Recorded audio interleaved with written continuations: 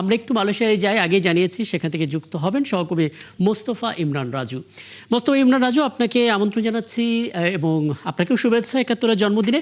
দুটো দিক থেকে আসলে দুরকম বার্তা আপনার কাছ থেকে একটু নিতে চাই। প্রথমত, ৭১-এর এই পথ চলায় প্রবাসী যারা আছেন মালয়েশিয়ায়, তারা আসলে কতটা ৭১-এর সাথে আছেন, তাদের প্রত্যাশা কতটা পূরণ করতে পেরেছে ৭১, তাদের প্রতীকে জানতে চাই, আপনার অভিজ্ঞতাও।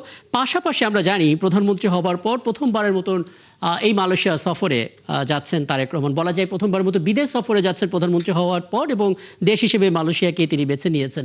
কাজেই সেই জায়গায় প্রবাসীদের মধ্যে বাংলাদেশের প্রধানমন্ত্রীর যে আগমন, সেটা নিয়ে কী ধরনের আয়োজন চলছে, কী ধরনের উৎসাহ চলছে, সেটা একটু জানাবেন রাজু। ধন্যবাদ আপনাকে, এবং একই সঙ্গে 15 বছর পদার্পণে মালয়েশিয়া প্রবাসী বাংলাদেশিদের পক্ষ থেকে আপনাদেরকেও অভিনন্দন জানাচ্ছি। আসলে ৭১-এর সঙ্গে আমার 1 বছরেরও কম সময় পথ চলা, কিন্তু এই পথ চলায় আমার দারুণ অভিজ্ঞতা। আমার মনে হয় যে আমি ৭১-এর সঙ্গে বহু বছর ধরে আছি।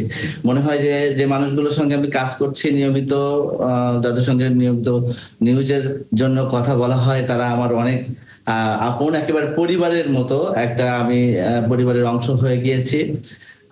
আর এখানে যারা প্রবাসী আছে তারা আসলে ৭১-এর কাছে মানে ৭১-এর কাছে তাদের প্রত্যাশা অনেক বেশি। কারণ লাস্ট 1 বছরের কম সময়ে যে আমি কাজ করেছি, এই সময়ের ভিতরে আমরা চেষ্টা করেছি প্রবাসীদের সকল সুখ দুঃখ, হাসি কান্না, সব খবর তাদের কাছে পৌঁছে দেওয়ার, এবং আমরা দারুণভাবে এখানে সফল হয়েছি। এখন মানুষের কাছে ৭১ একটা আস্থার জায়গা তৈরি হয়েছে এখানে প্রবাসীদের কাছে। এবং আপনি জানেন যে এখানে দ্বিতীয় বৃহত্তম শ্রমবাজার, প্রায় 15 লক্ষ প্রবাসী বাংলাদেশে এখানে রয়েছে।